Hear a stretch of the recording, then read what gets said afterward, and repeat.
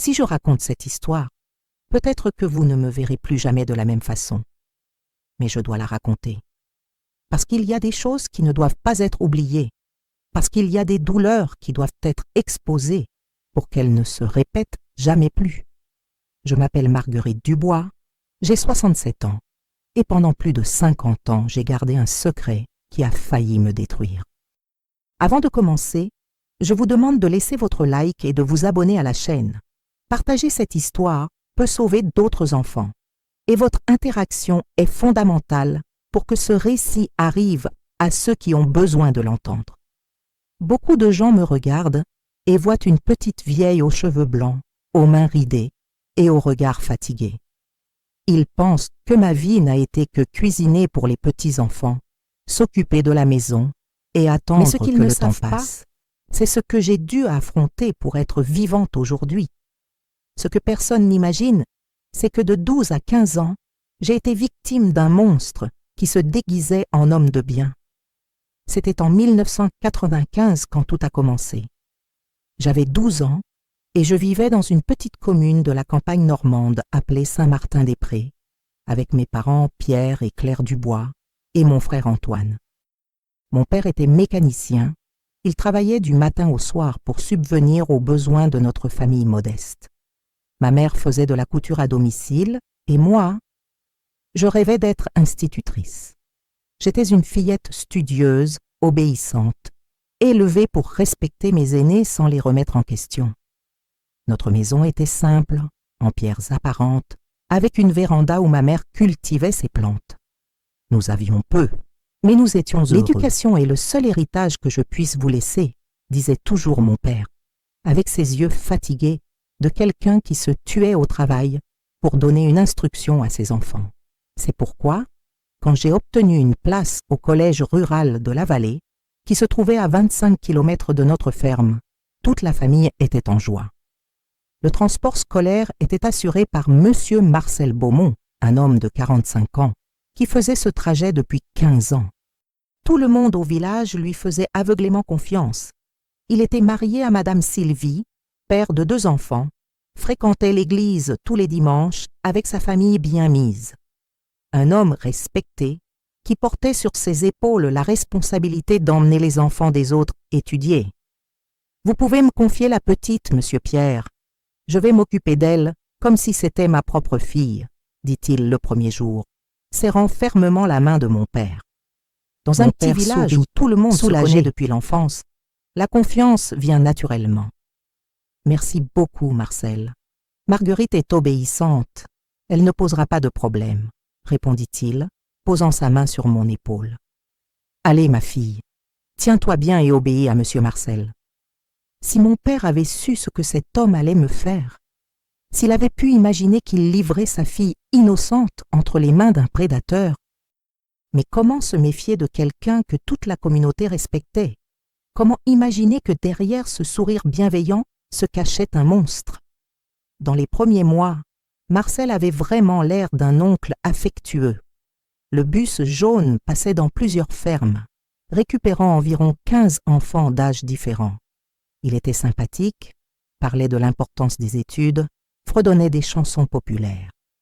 Étudiez bien, car la connaissance est la seule chose que personne ne peut vous enlever, disait-il toujours, et nous croyions pieusement en ses paroles. Je m'asseyais toujours dans les premiers rangs, avec mon cartable sur les genoux, observant par la fenêtre le paysage que je connaissais par cœur. Les prés verts, les clôtures en fil de fer, les maisons simples éparpillées dans la campagne. Le trajet durait environ 40 minutes sur des chemins de terre qui soulevaient de la poussière rouge par temps sec. C'était un voyage tranquille, sûr, ou du moins, c'est ce que nous pensions tous. C'est au 3e mois que ma vie s'est transformée en enfer.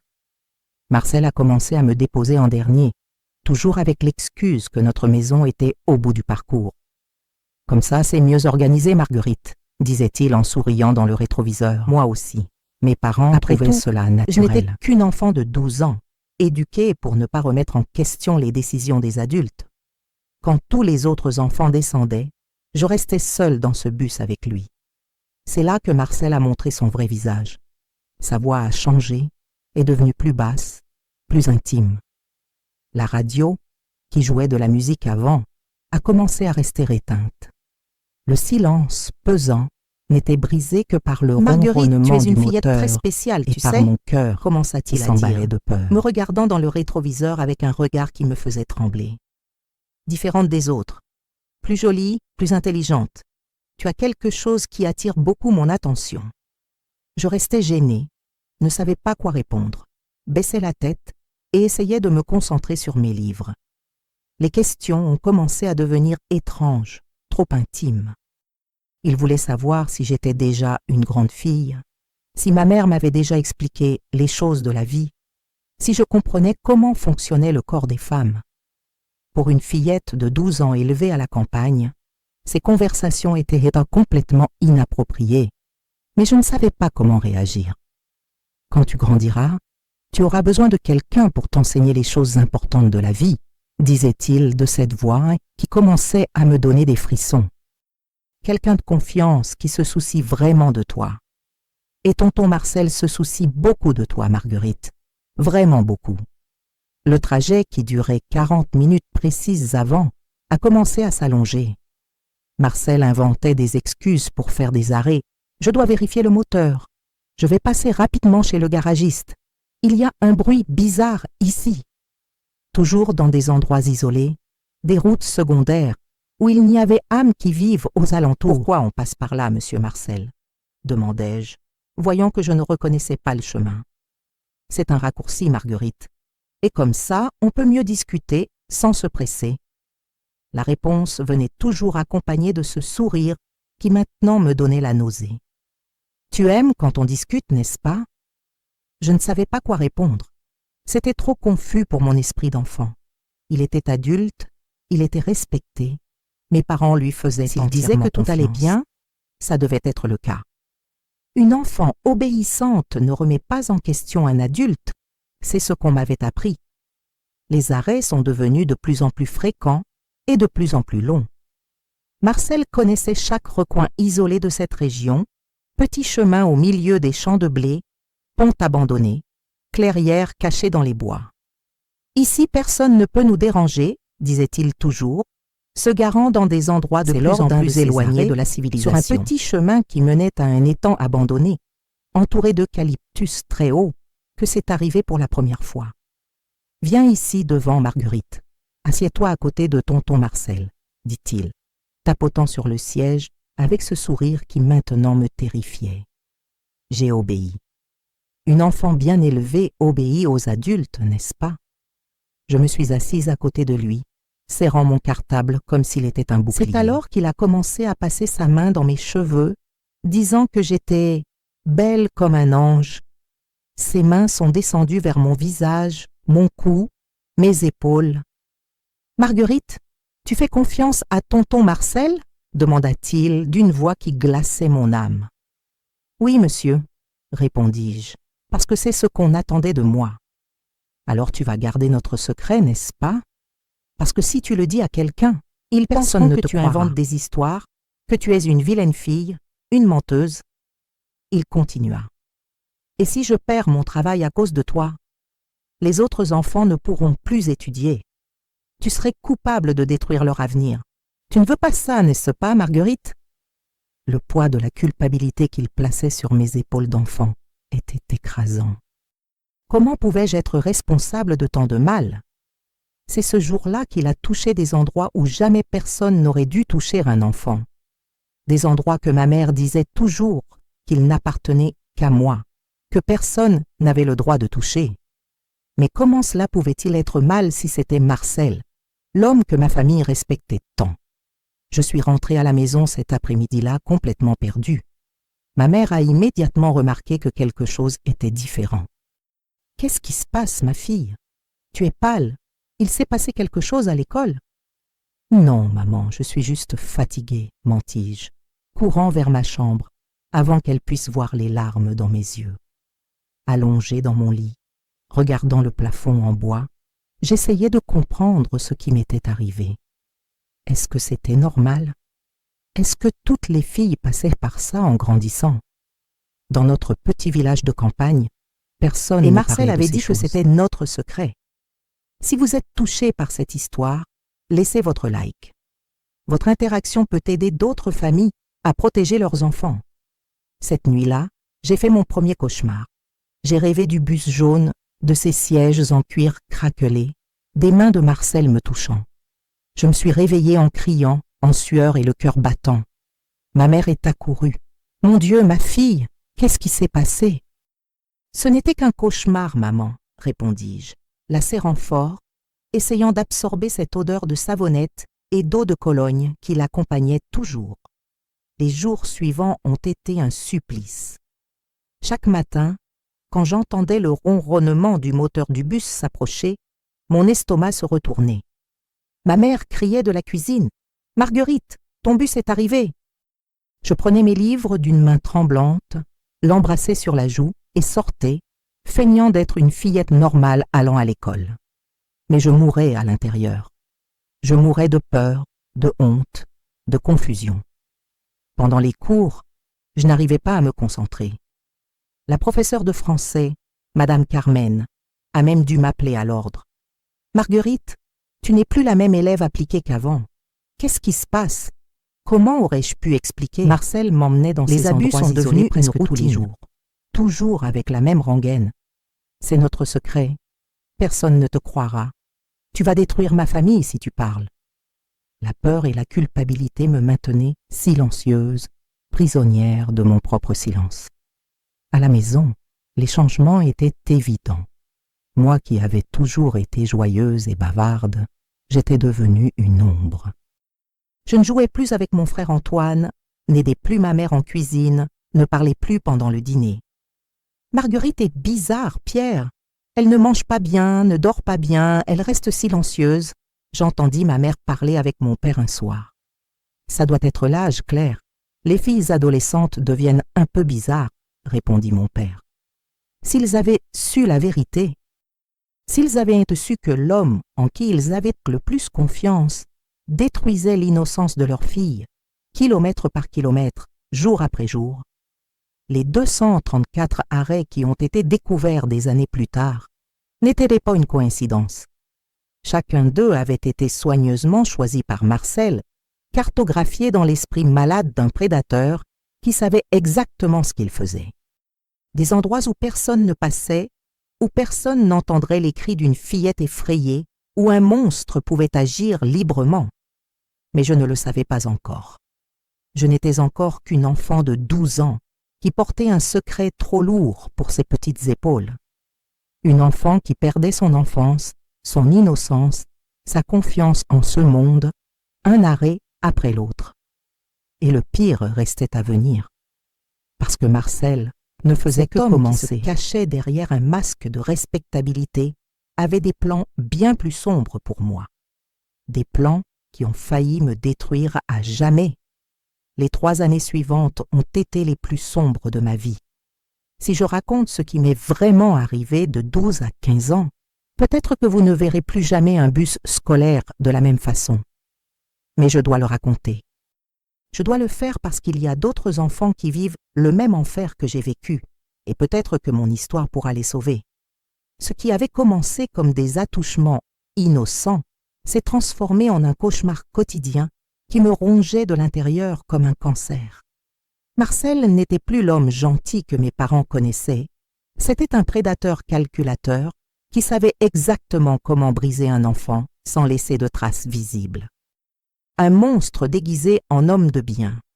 Si cette histoire vous touche, laissez votre like pour qu'elle arrive à plus de familles qui ont besoin de protéger leurs enfants. Les arrêts sont devenus une routine macabre. Ce n'étaient non plus des vérifications du moteur ou des passages rapides au garage. Maintenant, ils m'obligeaient à faire des choses qu'un enfant ne devrait jamais savoir qui existent. « Si tu cries, personne ne t'entendra ici, » disait-il, se garant dans des endroits qui semblaient sortir d'un film d'horreur. « Et si tu essaies de fuir, je dirai à tout le monde que tu es une vilaine fille, que c'est toi qui m'as provoqué. » Imaginez la terreur que ces mots causaient chez une enfant de 12 ans.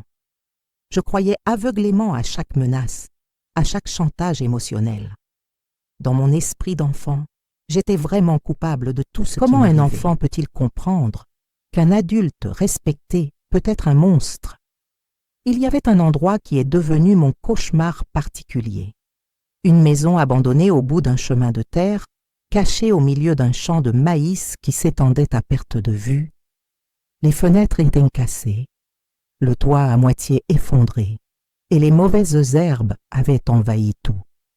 C'était comme si cette maison avait été construite spécialement pour abriter le mal, disait-il toujours, me forçant à sortir du bus avec ce sourire diabolique qui me faisait trembler jusqu'aux os. Personne ne vient ici depuis des années. Ici, c'est notre petit coin spécial, Marguerite. Petit coin spécial. Encore aujourd'hui, ces mots me donnent des cauchemars. À l'intérieur de cette maison maudite, Marcel montrait son vrai visage de démon. Il n'y avait plus de comédie, plus de gentillesse. C'était de la pure méchanceté, de la pure perversion. L'odeur de moisi et d'abandon se mélangeait à la peur qui sortait par mes pores. Je priais pour m'évanouir, pour ne pas sentir ce qu'il me faisait.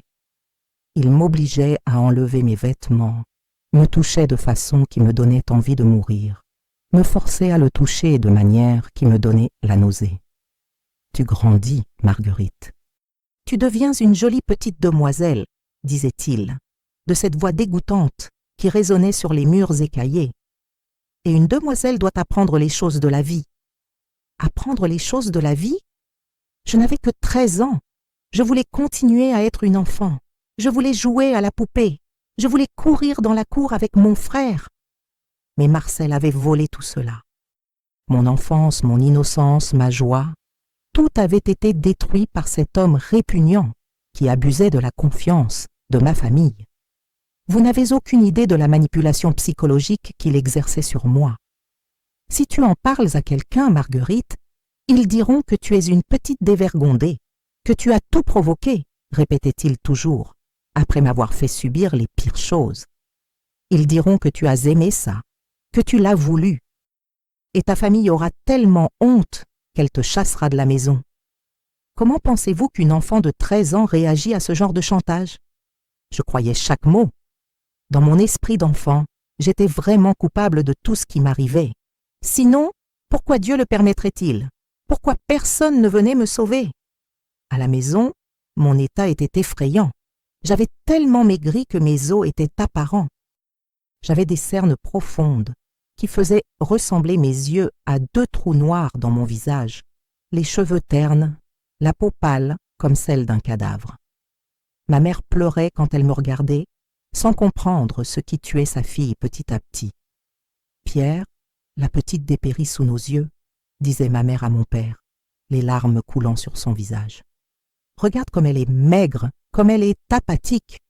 On dirait qu'elle a un fantôme en elle. S'ils avaient su que j'avais vraiment un fantôme, le fantôme de ce que Marcel me faisait subir tous les jours, ils m'ont emmené chez des médecins, ont fait des analyses de sang, d'urine, ils ont même fait une radiographie des poumons, pensant que je pouvais avoir la tuberculose. Ils ont consulté des guérisseuses, ont demandé aux voisines de prier, ont fait bénir de l'eau. Personne n'arrivait à expliquer ce qui m'arrivait, parce que les blessures que je portais étaient invisibles aux yeux humains. C'est peut-être de la dépression adolescente, dit un médecin, regardant mes examens normaux avec l'air de quelqu'un qui ne comprenait rien. C'est courant à cet âge que les filles deviennent un peu bizarres. Bizarre, j'étais en train d'être détruite par un prédateur et ils pensaient que c'était une phase. Si vous suivez cette histoire et connaissez un enfant qui change de comportement, s'il vous plaît, enquêtez, croyez-le. Votre attention peut sauver une vie. À l'école, je suis devenue sujet de commentaires inquiétants. Marguerite a complètement changé, j'entendais les professeurs chuchoter dans les couloirs. C'était une de nos meilleures élèves, toujours joyeuse, participative. Maintenant, elle arrive à peine à faire attention. Elle a toujours l'air d'un cadavre. L'air d'un cadavre. C'est exactement comme ça que je me sentais. Mes notes ont chuté de façon effrayante.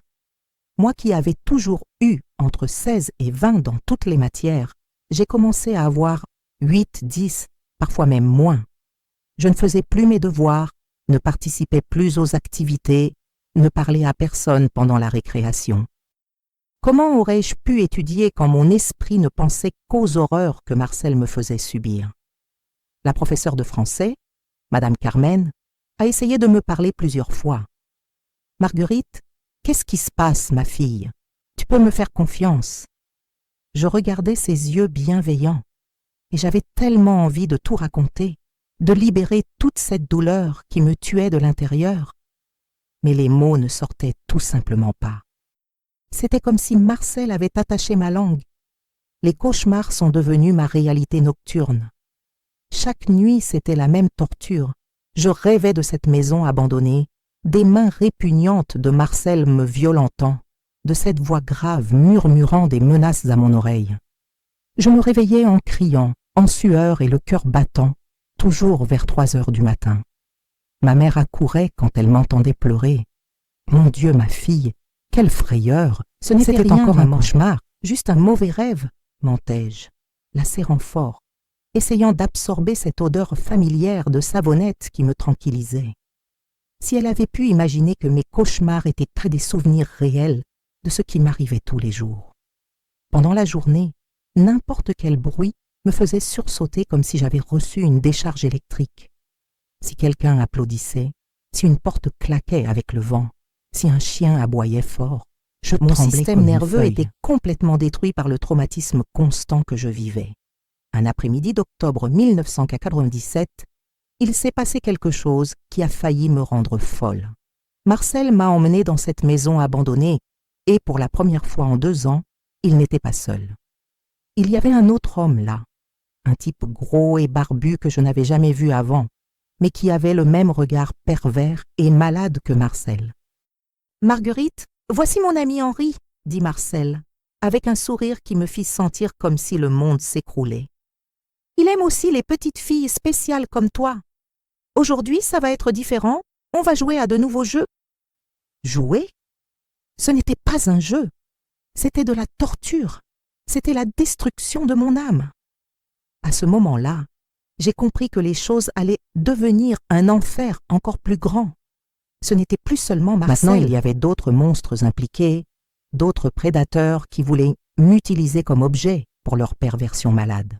« S'il vous plaît, non !» implorai-je, tombant à genoux sur le sol sale de cette maison maudite. « Je promets que je ne dirai rien à personne, mais s'il vous plaît, laissez-moi partir. »« C'est trop tard pour ça, Marguerite, » répondit Marcel, tenant mon bras si fort qu'il laissa des marques violettes qui durèrent des semaines. « Tu en sais déjà trop, tu as déjà trop vu. Maintenant, tu es notre propriété et tu feras tout ce qu'on te dira. Si tu ne le fais pas, des choses bien pires arriveront à toi et ta famille. » Le désespoir qui s'empara de moi à ce moment fut indescriptible. J'ai vraiment pensé que j'allais mourir dans cette maison, que je ne reverrais jamais ma famille, que ce serait mon dernier jour sur terre. La terreur était si grande que j'ai senti comme si mon âme avait quitté mon corps. C'est alors que quelque chose s'est passé qui a tout changé. Soudain, nous avons entendu le bruit d'un moteur s'approchant par le petit chemin de terre. C'était un son différent, plus puissant, comme si c'était une camionnette ou un tracteur. Marcel et ce Henri sont entrés dans une panique totale et désespérée. « Merde, quelqu'un arrive !» cria Marcel, courant vers la fenêtre cassée pour regarder, le visage blanc de peur. « Henri, cache tes affaires. Marguerite, remets ses vêtements maintenant. Vite, bon sang !» Ils étaient terrifiés, courant dans tous les sens comme des cafards quand on allume la lumière. Je n'avais jamais vu Marcel avec autant de peur. Ils m'ont jeté dans le bus comme si j'étais un sac de pommes de terre, et nous sommes partis en trombe, soulevant un nuage de poussière rouge qui a dû être vu à des kilomètres. Sur le chemin, Marcel était complètement bouleversé. « Si tu ouvres la bouche sur ce que tu as vu aujourd'hui, je jure devant Dieu que je te tue toi et toute ta famille, » me menaça-t-il, regardant dans le rétroviseur avec des yeux de fou. « D'abord ta mère, puis ton père, puis ton petit frère, et toi en dernier, pour que tu vois tout le monde mourir avant toi. » J'ai acquiescé, terrifié, mais quelque chose en moi avait changé ce jour-là. Pour la première fois, j'avais vu Marcel avoir vraiment peur. Il n'avait pas le contrôle total de la situation. Et cela a planté une graine de courage dans ma poitrine qui a commencé à pousser, En rentrant à la maison, j'ai couru directement dans ma chambre et j'ai fermé la porte à clé. Pour la première fois en 2 ans, j'ai senti une rage immense s'emparer de moi. Rage contre Marcel, rage contre cet homme répugnant, rage contre moi-même d'avoir supporté ça si longtemps, rage contre le monde entier qui permettait que des enfants soient détruits ainsi. Je ne pouvais plus continuer comme ça. Je mourais petit à petit. Et si je ne faisais pas quelque chose rapidement, il ne resterait plus rien de la Marguerite que j'étais avant. Soit je trouvais un moyen d'arrêter cet enfer, soit j'allais vraiment devenir folle. Cette nuit-là, pour la première fois, j'ai sérieusement pensé à tout raconter à mes parents. Je suis restée allongée dans mon lit, regardant le plafond en bois, imaginant comment ce serait d'aller vers eux et de dire la vérité. Mais comment expliquer que j'avais menti si longtemps? Et s'ils ne me croyaient pas, et s'ils me culpabilisaient, la colère grandissait comme un feu dans ma poitrine. Et c'est cette colère qui m'a donné la force de prendre une décision qui changerait ma vie pour toujours. Le lendemain, quand Marcel a essayé de m'emmener dans cette maison de l'enfer à nouveau, j'ai fait quelque chose que je n'avais jamais fait. J'ai dit non. Je ne sortirai pas de ce bus, déclarai-je, avec une fermeté qui me surprit moi-même. Vous pouvez faire ce que vous voulez, mais je n'irai jamais plus dans cette maison. Marcel est devenu furieux, le visage Tu ne commandes rouge rien de ici, haine. petite. Mais j'étais décidée. Je préférais mourir là plutôt que de continuer à être détruite par ces monstres. C'est alors qu'il a commis l'erreur qui serait sa perte totale. En colère contre ma résistance, il m'a donné une gifle si forte que ma lèvre a saigné. Puis il m'a poussée violemment, faisant cogner ma tête contre la vitre. « Maintenant tu vas voir ce qui arrive aux petites filles désobéissantes », grogna-t-il. Mais j'ai réussi à ouvrir la porte et je suis sortie en courant, criant au secours. Un camionneur a entendu mes cris et s'est arrêté. « Mon Dieu, qui vous a fait ça ?» demanda-t-il, voyant mon visage blessé. « C'est le chauffeur du bus scolaire, » dis-je en pleurant. « Il me fait du mal depuis des années. » Enfin, après 3 ans d'enfer, j'allais avoir la chance de montrer au monde qui était vraiment ce monstre que tout le monde respectait tant. Continuer à regarder pour découvrir comment la vérité choquante a été révélée et comment la justice a finalement rattrapé Marcel. L'enquête a commencé le lendemain et ce que nous avons découvert était bien plus choquant que tout ce que nous aurions pu imaginer. L'inspecteur Jean-Claude Rousseau, qui était père de 2 filles de mon âge, fut personnellement révolté par mon cas. « Marguerite, nous allons attraper ce monstre et tous ceux qui sont impliqués avec lui, » me promit-il, les poings serrés et les yeux pleins de détermination. « Mais j'ai besoin que tu sois très courageuse et que tu me racontes absolument tout, jusqu'au moindre détail. » Voir mon visage blessé, avec la lèvre gonflée et la coupure au front, c'est ce qui a convaincu tout le monde que je disais la vérité. Enfin, j'avais des preuves physiques de ce qui m'arrivait depuis 3 ans. « Aucun homme bien n'aurait frappé un enfant comme ça, » dit l'inspecteur, examinant mes blessures. « Ça, c'est le fait d'un vrai criminel. Ils ont installé un GPS moderne dans le bus de Marcel pendant la nuit, quand il était garé dans le dépôt de la mairie. C'était en 1988, et cette technologie était encore une nouveauté en province. Mais la police avait réussi à emprunter un équipement de la capitale, spécialement pour des cas graves comme le mien. Marcel ne se doutait de rien.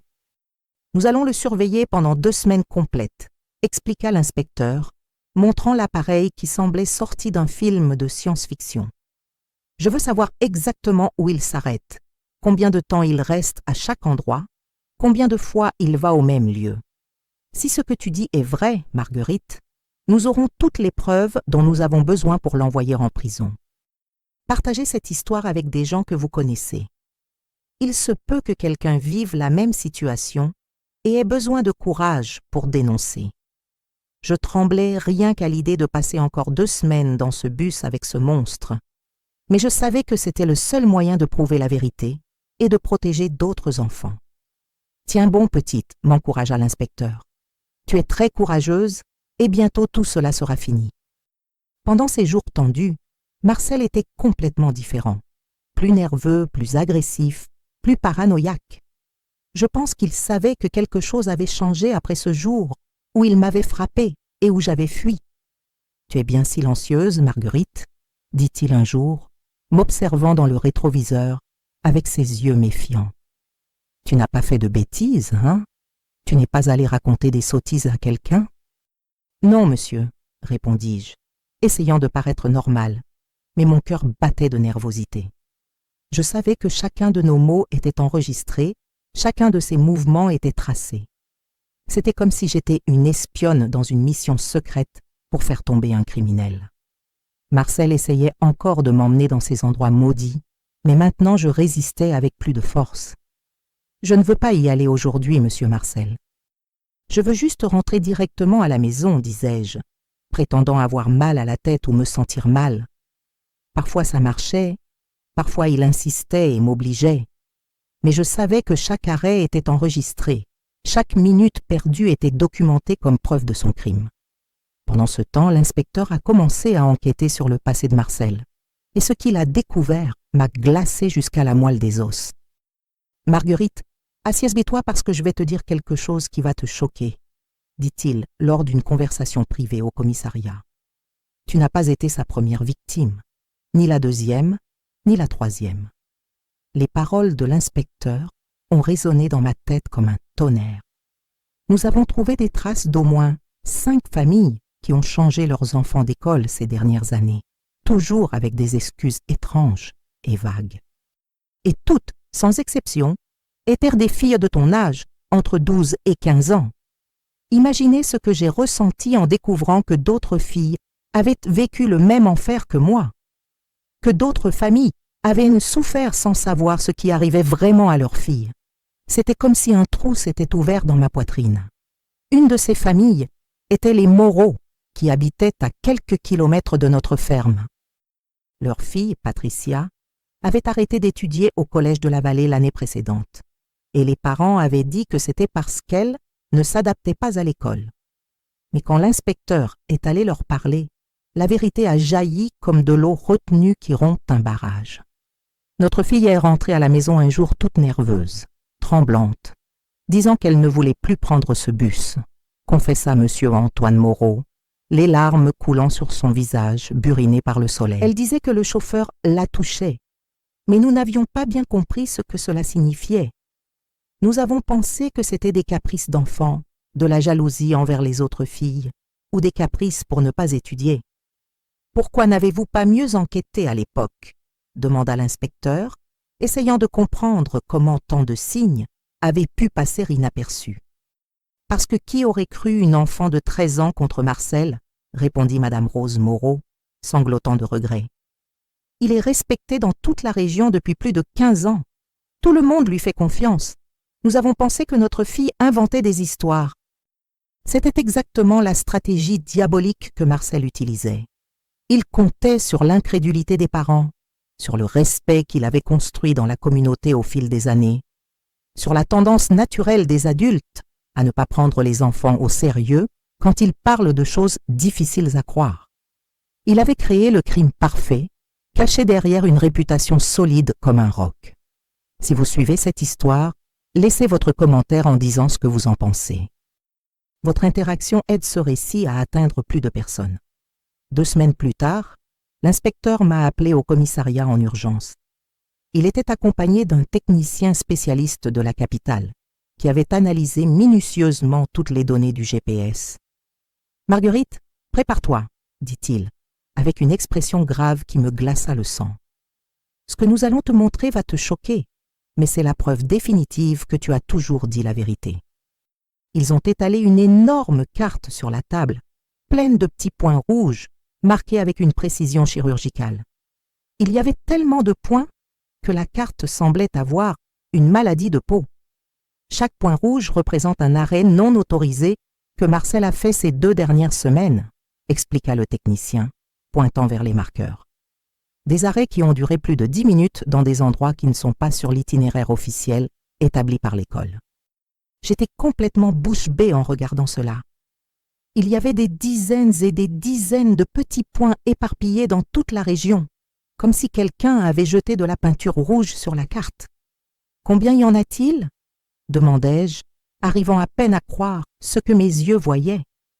En seulement 2 semaines, Nous avons enregistré 47 arrêts non autorisés, répondit l'inspecteur, la voix chargée d'indignation.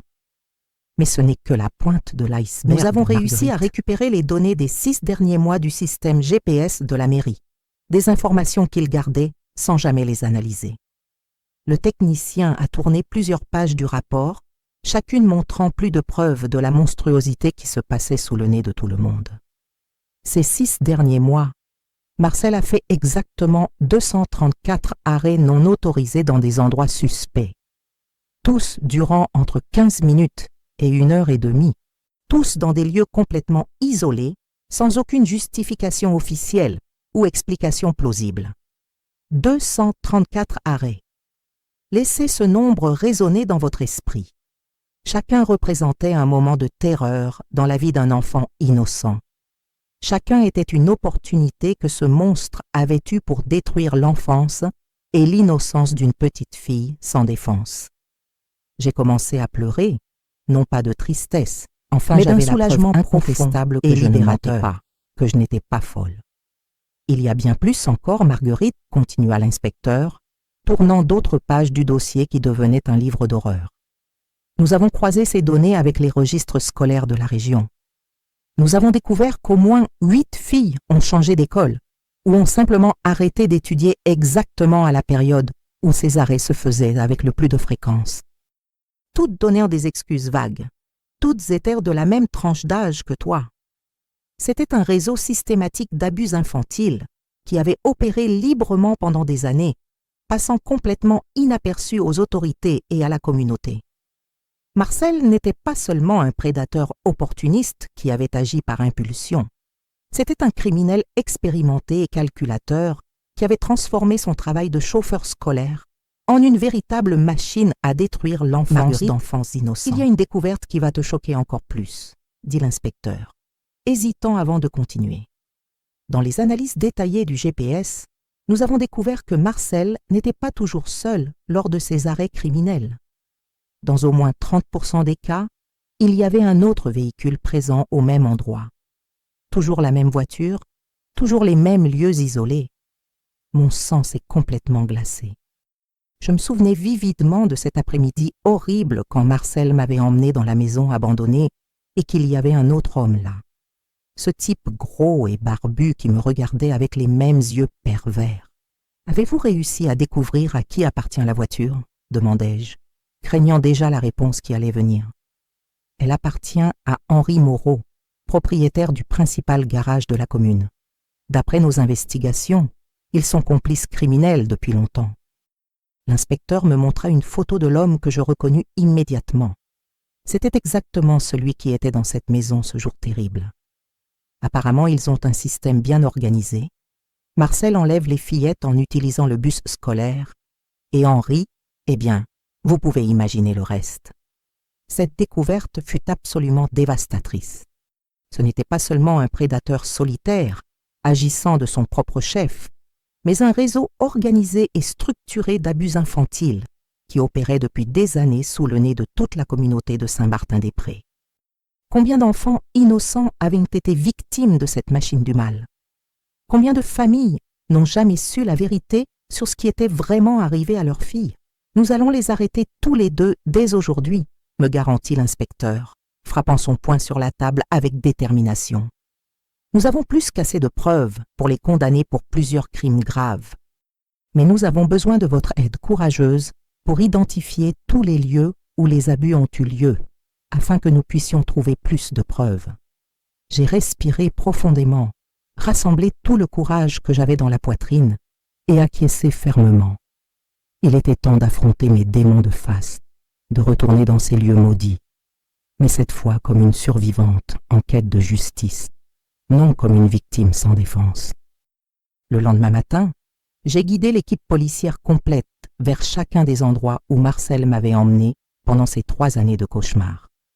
La maison abandonnée au milieu du champ de maïs, le vieux pont sur le ruisseau à sec, la clairière cachée dans les bois épais, l'étang entouré d'eucalyptus très hauts. Dans chaque lieu maudit, les experts ont trouvé des preuves choquantes. « Mon Dieu !» murmura un des policiers les plus expérimentés en trouvant une petite poupée de chiffon jetée sur le sol sale de la maison abandonnée. Combien d'enfants innocents ont traversé cet enfer? La scène était à fendre n'importe quel cœur humain.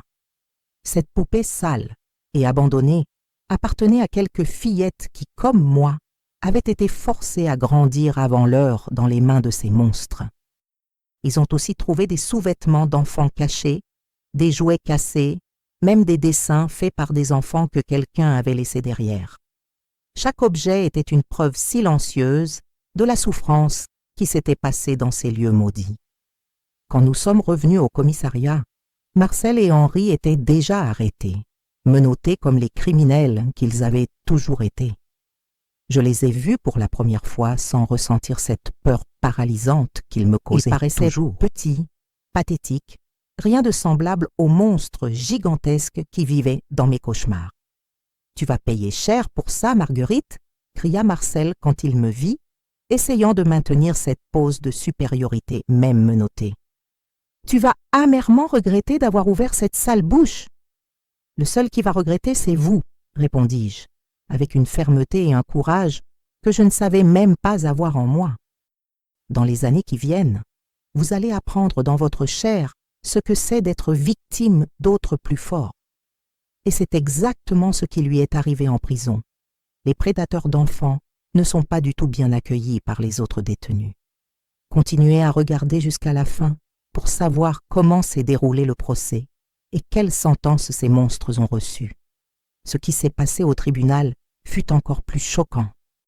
L'arrestation de Marcel et Henri a causé un véritable séisme dans toute la commune de Saint-Martin-des-Prés. Mais le plus important, d'autres familles ont commencé à avoir le courage de parler et la vérité complète ne faisait que commencer à émerger.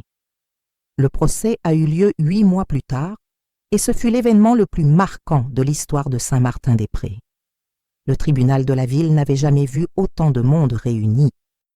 Des familles entières sont venues de fermes distantes, des journalistes de Paris étaient présents et même des gens de communes voisines sont apparus pour suivre l'affaire qui avait choqué toute la région. J'ai dû témoigner devant un tribunal complètement bondé, revivant chaque détail de ces années horribles qui ont failli me détruire. Mais cette fois, c'était complètement différent. Je n'étais plus seule. Je n'étais plus cet enfant effrayé de 12 ans à qui personne ne croyait. J'avais 16 ans. J'avais le soutien inconditionnel de ma famille, qui comprenait enfin pourquoi j'avais tant changé, et surtout, j'avais la certitude absolue que je faisais ce qu'il fallait. Marguerite Dubois a montré un courage extraordinaire en dénonçant ces crimes odieux, dit le juge Bernard Lefebvre à l'ouverture du procès, me regardant directement avec respect et admiration. Grâce à sa bravoure exceptionnelle, nous avons réussi à démanteler un réseau d'abus qui aurait pu faire des dizaines de victimes de plus. Si cette histoire vous touche, abonnez-vous à la chaîne et partagez avec des personnes qui ont besoin de connaître ce récit. Votre action peut protéger d'autres enfants. Le procureur de la République, maître François Dubois, a présenté les preuves de manière méticuleuse et dévastatrice. Mesdames et messieurs les jurés, ce que nous allons vous montrer ici n'est pas seulement le cas isolé d'un homme qui a perdu le contrôle. Ce que nous avons devant nous est une organisation criminelle spécialisée dans la destruction de l'enfance de petites filles innocentes. Il a montré au jury la carte avec les 234 arrêts non autorisés, chaque point rouge représentant un moment de terreur. 234 arrêts en 6 mois. Cela signifie qu'en moyenne, tous les 2 jours ouvrables, Marcel Beaumont déviait de l'itinéraire officiel pour emmener des enfants sans défense dans des lieux isolés. Ce n'est pas un crime passionnel, mesdames et messieurs. C'est un crime organisé, prémédité, calculé froidement. La première témoin appelée fut Patricia Moreau, la fillette qui avait changé d'école l'année précédente.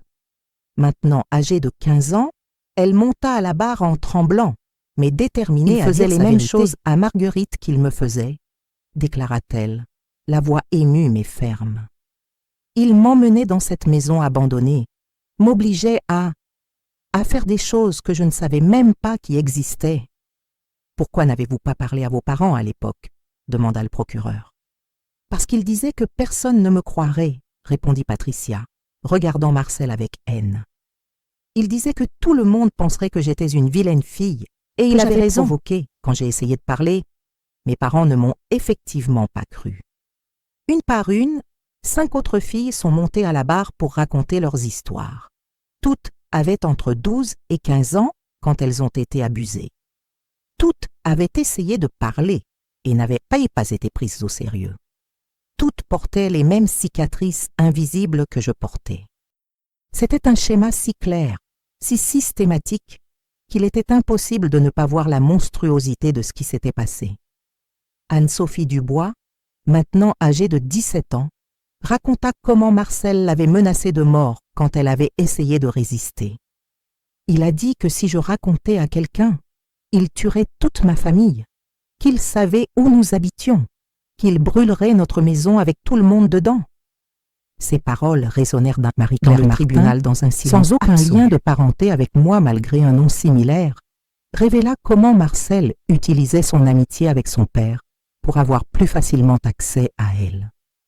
Mon père le considérait comme un frère. Marcel dînait chez nous, dormait là quand il faisait des transports. Comment aurais-je pu imaginer qu'il planifiait de me faire du mal?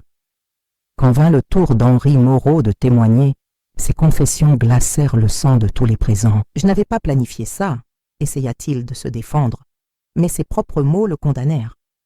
C'est Marcel qui me l'a proposé. Il disait que les fillettes étaient déjà dressées, qu'elles ne poseraient pas de problème. Dressées pourquoi, monsieur Henri? Demanda le procureur, le pressant pour qu'il donne des détails.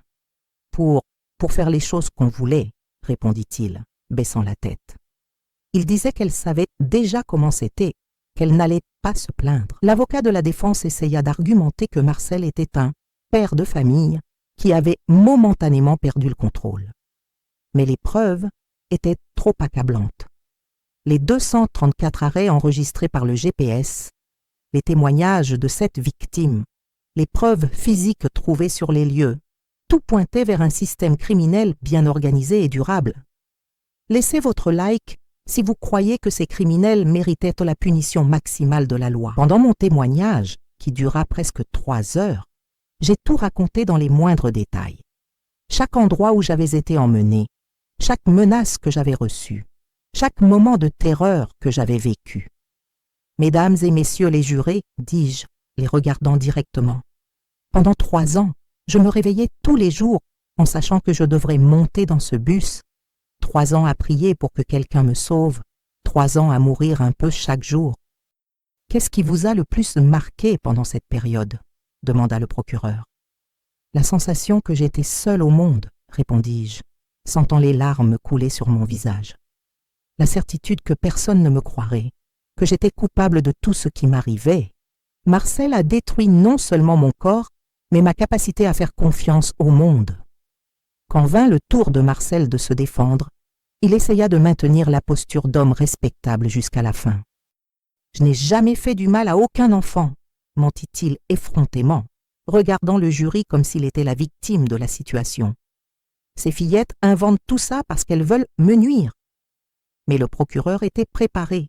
« Monsieur Marcel, comment expliquez-vous les 234 arrêts non autorisés enregistrés par le GPS? Comment expliquez-vous les preuves physiques trouvées sur les lieux? Comment expliquez-vous le fait que 7 fillettes différentes racontent des histoires identiques sur les mêmes endroits, les mêmes menaces, les mêmes méthodes? » Marcel ne put pas répondre. Son masque d'homme respectable tomba finalement, et tous purent voir le monstre qu'il était vraiment. « Je ne sais pas expliquer ça, » balbutia-t-il, transpirant à grosses gouttes. « Il doit y avoir une erreur dans ces équipements. » Le moment le plus émouvant du procès fut quand ma mère monta à la barre comme témoin de moralité. Ma fille était une petite fille joyeuse, studieuse, pleine de vie, dit-elle en pleurant. En quelques mois, elle s'est transformée en ombre. Elle a tellement maigri qu'elle semblait malade, ne dormait plus bien, ne souriait plus. Et nous ne savions pas pourquoi. En connaissant la vérité maintenant, demanda le procureur. Je me sens coupable de ne pas avoir remarqué, de ne pas avoir cru quand elle a essayé de donner des signes, répondit ma mère, me regardant avec amour et regret. Mais surtout, je me sens fière du courage qu'elle a eu pour dénoncer et sauver d'autres enfants. Mon père a aussi témoigné, et ses paroles furent comme des coups de poignard au cœur de Marcel. J'ai confié ma fille la plus précieuse aux mains de cet homme, dit-il, pointant vers l'accusée. Je pensais la protéger, garantir qu'elle arrive en sécurité à l'école. En réalité, je la livrais à un prédateur tous les jours. Pendant les 3 jours de procès, d'autres détails choquants ont émergé. Nous avons découvert que Marcel avait tenté d'abuser d'au moins 10 fillettes différentes au cours de ses 15 années comme chauffeur scolaire. Certaines ont résisté et changé d'école, d'autres ont été intimidées au silence et quelques-unes, comme moi, ont souffert pendant des années sans pouvoir demander de l'aide. L'enquête a aussi révélé qu'Henri n'était pas le seul client de Marcel. Il y avait au moins 2 autres hommes de la commune qui participaient à ce système répugnant, mais ils ont réussi à fuir avant d'être arrêtés. La police les cherche encore aujourd'hui. L'inspecteur Jean-Claude Rousseau, qui a enquêté sur l'affaire, fit un témoignage émouvant sur comment le courage d'une fillette de 15 ans avait démasqué un réseau criminel qui opérait depuis des années. En 20 ans de carrière policière, je n'ai jamais vu autant de détermination que celle que Marguerite Dubois a démontrée, déclara-t-il. Elle a transformé sa douleur en force pour protéger d'autres enfants. Commentez ci-dessous ce que vous pensez qu'il devrait arriver aux hommes qui font ça aux enfants. Votre opinion est importante. Le dernier jour du procès, arriva le moment de la sentence. Le tribunal était bondé, avec des gens debout dans les couloirs. Le silence était absolu quand le juge Bernard Lefebvre commença à lire le verdict. Après avoir analysé toutes les preuves présentées et entendu tous les témoignages, ce tribunal considère les accusés Marcel Beaumont et Henri Moreau coupables des crimes de viol sur mineurs, enlèvement, séquestration, menaces et formation d'organisation criminelle, déclara-t-il d'une voix ferme et solennelle. Marcel Beaumont, pour l'ensemble des crimes commis contre 7 mineurs sur une période de 3 ans, vous êtes condamné à 30 ans de réclusion criminelle en régime fermé, sans possibilité de libération conditionnelle pendant les 15 premières années. Le marteau frappa sur la table avec un son qui résonna dans mon âme comme de la musique céleste. Henri Moreau, pour participation aux crimes de viol sur mineurs et organisation criminelle, vous êtes condamné à 25 ans de réclusion criminelle en régime fermé. Autre coup de marteau, autre victoire de la justice. Pour moi, ce n'était pas suffisant. Je voulais qu'ils pourrissent en prison pour le reste de leur vie. Mais c'était la justice. C'était la reconnaissance officielle que j'avais toujours dit la vérité, que je n'avais jamais menti, que j'étais vraiment une victime et non une vilaine fille, comme ils avaient toujours essayé de me faire croire. Quand la sentence fut lue, le tribunal explosa en applaudissements. Ma famille m'a embrassé, pleurant de soulagement et de fierté. D'autres familles de victimes sont venues me féliciter, me remerciant d'avoir eu le courage de dénoncer. C'était comme si un poids de 1000 kilos était sorti de mes épaules.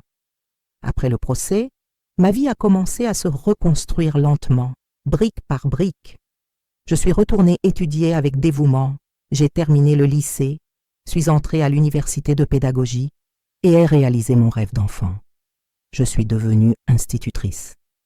Pendant 35 ans, j'ai travaillé dans des écoles rurales, toujours attentive aux signes d'abus, toujours prête à croire quand un enfant avait besoin de parler. 7 ans après le procès, j'ai aidé à fonder une ONG appelée Enfance protégée, qui travaille dans la prévention de l'abus infantile et le soutien aux familles en situation de vulnérabilité. Aujourd'hui encore, à 67 ans, je reste active dans l'organisation, donnant des conférences dans les écoles et des formations pour les professionnels de l'éducation. Notre ONG a déjà aidé plus de 500 familles. Nous créons des brochures éducatives et dénoncer des cas d'abus, des campagnes de sensibilisation et maintenons une ligne téléphonique 24h24 pour recevoir des dénonciations. C'est ma façon de transformer la douleur que j'ai vécue en protection pour d'autres enfants. En 2010, 12 ans après les faits, nous avons reçu la nouvelle que Marcel était mort en prison. D'autres détenus avaient découvert ses crimes et avaient fait justice de leurs propres mains. Henri a purgé 20 ans de sa peine et a été libéré en 2018, mais a dû quitter la région parce que plus personne ne voulait le voir dans les parages. Aujourd'hui, quand je raconte cette histoire, ce n'est pas pour revivre la douleur, mais pour alerter d'autres familles sur des signes qui ont pu passer inaperçus. Ces 234 arrêts enregistrés par le GPS ont été la preuve scientifique que les enfants disent toujours la vérité quand il s'agit d'abus. Le problème, c'est que les adultes ne sont pas toujours disposés à écouter avec le cœur ouvert. Si vous connaissez un enfant qui change drastiquement de comportement, qui ne veut plus aller à l'école, qui devient nerveux près d'un adulte spécifique, qui fait des cauchemars constants ou présente des connaissances sexuelles inappropriées pour son âge, s'il vous plaît, enquêtez avec attention, croyez-le, protégez-le, dénoncez si nécessaire. Mon histoire aurait pu être complètement évitée si quelqu'un avait fait attention aux signes que je donnais désespérément. Les notes qui ont chuté, l'amaigrissement extrême, les cauchemars, le changement radical de comportement, tout cela était des cris silencieux demandant de l'aide. Et si vous êtes un enfant ou un adolescent qui traverse quelque chose de similaire à ce que j'ai vécu, sachez que vous n'êtes pas seul au monde. Racontez à quelqu'un en qui vous avez confiance, un professeur, un parent, un voisin, n'importe quel adulte qui vous montre de l'affection. Insistez jusqu'à ce que quelqu'un vous croie et prenne des mesures. Et souvenez-vous toujours, la faute n'est jamais, jamais, en aucune circonstance la vôtre. L'abus sexuel infantile est un crime lâche qui détruit des vies innocentes. Mais quand un enfant trouve le courage de dénoncer, quand une famille décide de croire et de se battre, quand une communauté s'unit pour protéger ses petits, le mal peut être vaincu. Partagez cette histoire avec tous ceux que vous connaissez. Laissez votre like, abonnez-vous à la chaîne et activez les notifications pour recevoir d'autres récits comme celui-ci. Votre action peut faire la différence entre un enfant qui continue à souffrir en silence et un enfant qui réussit à demander du secours à temps. Ensemble, nous pouvons créer un réseau de protection autour de nos enfants. Ensemble, nous pouvons garantir que des prédateurs comme Marcel n'auront plus jamais l'occasion de détruire l'innocence d'un enfant. Ensemble, nous pouvons transformer la douleur en but, le silence en voix, la peur en courage. Mon histoire se termine ici, mais la mission de protéger nos enfants continue. Et elle ne réussira que si chacun de nous fait sa part. Merci de m'avoir écouté, merci d'avoir cru en moi, et surtout, merci de devenir des gardiens de l'enfance avec moi. Que Dieu vous bénisse et protège tous les enfants du monde. Et souvenez-vous toujours, un enfant qui dénonce des abus ne ment jamais. Il demande du secours. Écoutez-le, croyez-le, Si vous êtes sauvez-le. arrivé jusqu'ici, laissez dans les commentaires un mot d'encouragement. Et si vous avez un témoignage, laissez-le pour que je sache que vous êtes engagé dans la protection de nos enfants. Votre participation fait toute la différence. Merci beaucoup et à bientôt pour le prochain récit.